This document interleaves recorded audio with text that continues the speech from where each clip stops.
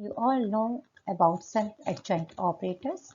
Today we will discuss some properties of self-adjoint operators and we will define positive operators, and after that we shall discuss some properties of positive operators also. First, we define a relation on the collection of all self-adjoint operators on a Hilbert space.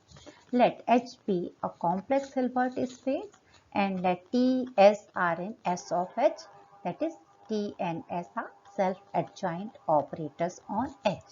Then we define a relation which we denote by less than or equal to on S of H as follows.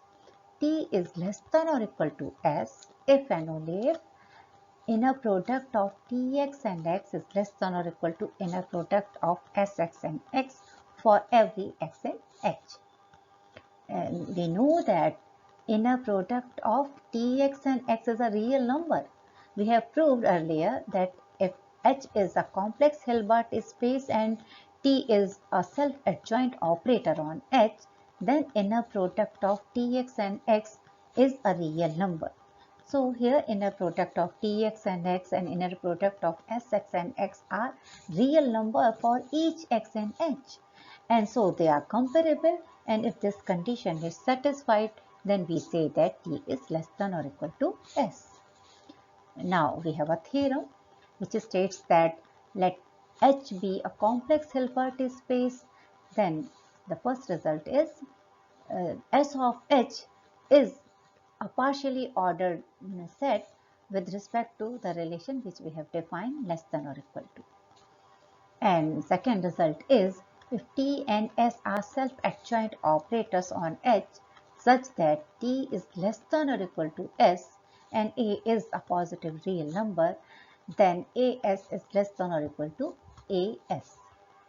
Let us prove this theorem, and we know that a relation is a partial order relation if it is reflexive, antisymmetric and transitive.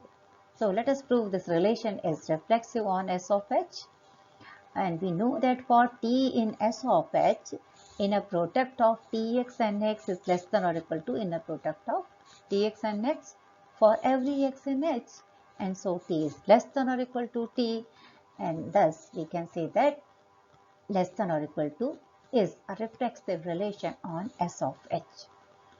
And next we have to show that this relation is antisymmetric. So let T and S are self-adjoint operators on H such that T is less than or equal to S and S is less than or equal to T. And since T is less than or equal to S, so we know that by the definition inner product of Tx and x is less than or equal to inner product of Sx and x for every x in H, and since S is less than or equal to T, so inner product of Sx and x is less than or equal to inner product of Tx and x for every x in H. And from these two relations we can say that inner product of Tx and x is equal to inner product of Sx and x for every x in H. This implies that their difference is 0 for every x in H. That means inner product of T minus S of x and x is 0 for every x in H. And we know that if H is a complex Hilbert space, then here the operator is 0. That means T minus S is 0, and this is a 0 operator. This implies that T is equal to S. Hence, this relation less than or equal to relation is an anti-symmetric relation on S of H. Now we have to show that relation is transitive. So we take T, S and U as self-adjoint operators such that T is less than or equal to S and S is less than or equal to U. But then inner product of Tx and x is less than or equal to inner product of Sx and x for every x in H, and inner product of Sx and x is less than or equal to inner product of Ux and x for every x in H. This implies that inner product of Tx and x is less than or equal to inner product of Ux and x for every x in H. This implies that t is less than or equal to u by definition. And so we can say that this relation is transitive on S of h. Hence, we have shown that S of h is a partially ordered set with relation less than or equal to. Now we have to prove the second result as it is given that t is less than or equal to s. So inner product of tx and x is less than or equal to inner product of sx and x for every x and h.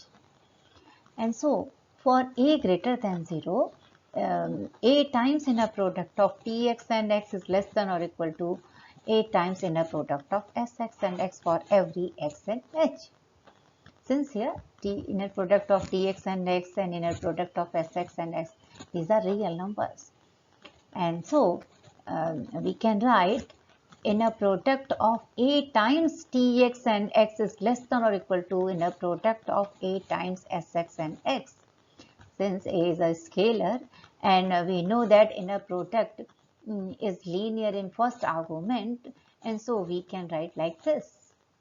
But by definition of scalar multiplication of an operator, we know that a times t of x is equal to at of x. And so we can write this as inner product of at of x and x is less than or equal to inner product of as of x and x for every x and h. And this implies that operator at is less than or equal to as. So we have proved the theorem. Now we have a definition. A self-adjoint operator T on a complex Hilbert space H is said to be positive if and only if inner product of Tx and x is greater than or equal to 0 for every x and h. And since we know that if H is a complex Hilbert space and T is a self-adjoint operator, then inner product of Tx and x is a real number. So if that real number is always greater than or equal to 0, then we say that this operator, that self-adjoint operator, is a positive operator. If T is a positive operator, then we write T is greater than or equal to 0.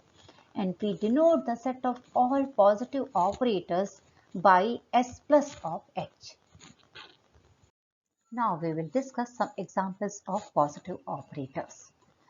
First we will show that null operator 0 and identity operator I are positive operators. We know that null operator and identity operator are self-adjoint operators on Hilbert space H, we have shown earlier.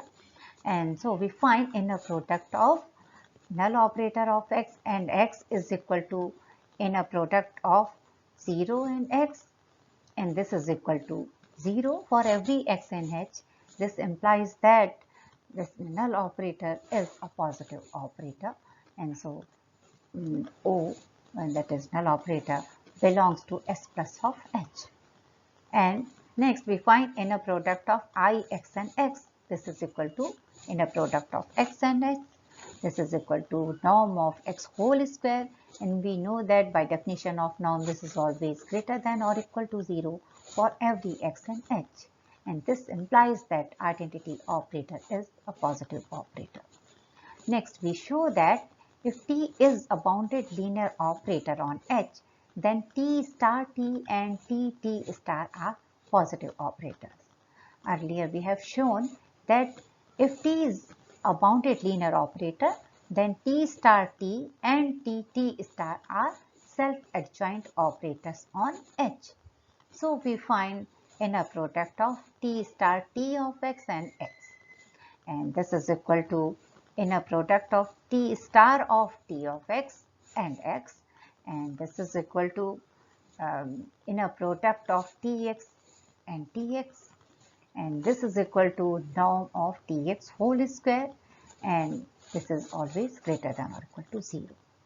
And so we can say that T star T is a positive operator on H. And next we find inner product of T star of x and x. This is equal to inner product of T of T star x and x, and this is equal to, by definition of Hilbert adjoint operator, this is equal to inner product of T star x and T star x, and this is nothing but norm of T star x whole square, and this is always greater than or equal to 0 for every x in H, and so we can say that T star is a positive operator. Now we have a very important theorem which states that let H be a complex Hilbert space. If T is a positive operator on H, then we have to show that I plus T is a topological isomorphism of H onto H. I is identity operator, so I is a mapping from H to H. T is a mapping from H to H, and here we want to show that I plus T is a topological isomorphism. Let us prove this theorem. Since we know that H is a special type of Banach space, so by open mapping theorem, it is sufficient to show that I plus T is a bijective bounded linear operator on H. As both I and T are bounded linear operators, I is identity operator, this is a bounded linear operator. T is a bounded linear operator. Since it is a positive operator, so it is self-adjoint operator, and self-adjoint operator is always a bounded linear operator. So I and T both are bounded linear operators, and their sum I plus T is also a bounded linear operator on H. So it is sufficient to show that I plus T is a bijective operator, because it is a bounded linear operator. So it remains to show that I plus T is bijective. First we show that I plus T is 1, 1. For x and y in H, let I plus T of x is equal to I plus T of y. And then I of x plus dx is equal to I of y plus t of y. This implies that x plus tx is equal to y plus ty. And this implies that tx minus ty is equal to y minus x. That is t of x minus y, since t is linear. So tx minus ty is equal to t of x minus y. So we have t of x minus y is equal to minus times x minus y. As t is a positive operator, so we know that inner product of t of x minus y and x minus y is always greater than or equal to 0. As t of x minus y is equal to minus of x minus y, so inner product of minus of x minus y and x minus y is greater than or equal to 0. Here we have replaced t of x minus y by its value, that is minus of x minus y. So we get this, and this implies that minus of inner product of x minus y and x minus y is greater than or equal to 0, since inner product is linear in first argument. And this implies that minus of norm of x minus y whole square is greater than or equal to 0. That is, norm of x minus y whole square is less than or equal to 0. But we know that norm of x minus y whole square is always greater than or equal to 0. So norm of x minus y is equal to 0. And this implies that x minus y is equal to 0. That is, x is equal to 1.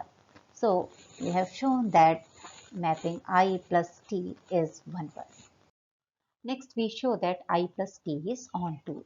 That means we have to show that range of I plus t is equal to the codomain, that is equal to H. That is, we have to show that I plus t of H is equal to H. First, we consider an element of the range, that is I plus t of x for x in H. And now we find norm of I plus t of x for x in H.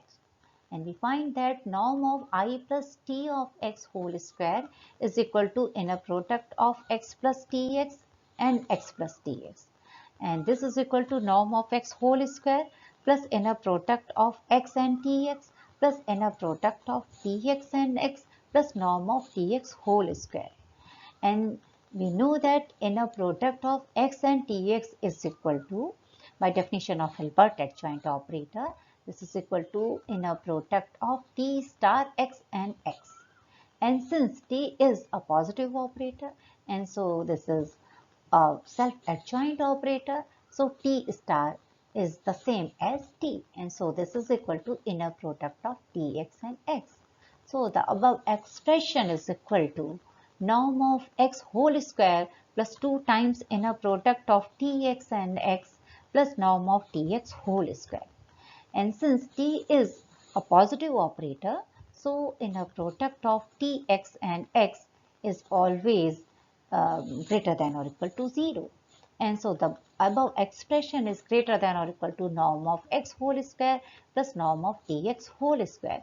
And since tx whole square is also a non-negative real number, so the above expression is greater than or equal to norm of x whole square. So we find that norm of I plus t of x is greater than or equal to norm of x for every x in H. We mark this inequality by 1. Now we consider a sequence in the range of I plus t. So let I plus t of xn be a Cauchy sequence in I plus t of h. Then for n and m natural numbers, by 1 we get norm of xn minus xm is less than or equal to norm of I plus t of xn minus xn by 1, and so this is equal to norm of I plus t xn minus I plus t of xn. And since I plus t xn is a Cauchy sequence, so this converges to 0 as n tending to infinity and m tending to infinity. But this implies that sequence xn is a Cauchy sequence in H. But as it is given that H is complete, since H is a Hilbert space, so this is complete. So there exists an element x naught in H such that this Cauchy sequence converges to that element. Xn converges to x naught as n tends to infinity. That is, norm of xn minus x naught tends to 0 as n tends to infinity. Then we can say that I plus t of x naught belongs to I plus t of h. Now we show that the Cauchy sequence I plus t of xn converges to I plus t of x naught. As norm of I plus t xn minus I plus t of x naught is equal to norm of I plus t of xn minus x naught, and since I plus t is a bounded linear operator, so this is less than or equal to norm of I plus t into norm of xn minus x naught. And since xn converges to x naught, so norm of xn minus x naught tends to 0 as n tends to infinity. And so we have shown that norm of I plus t of xn minus I plus t of x naught converges to 0 as n tends to infinity. And so the Cauchy sequence I plus t of xn converges to I plus t of x naught, which belongs to I plus t of h. That means we have shown that any Cauchy sequence in I plus t of h converges to an element of this space. And so this space, that is I plus t of h, is a complete subspace of H. And for our convenience, here we write m is equal to I plus t of h.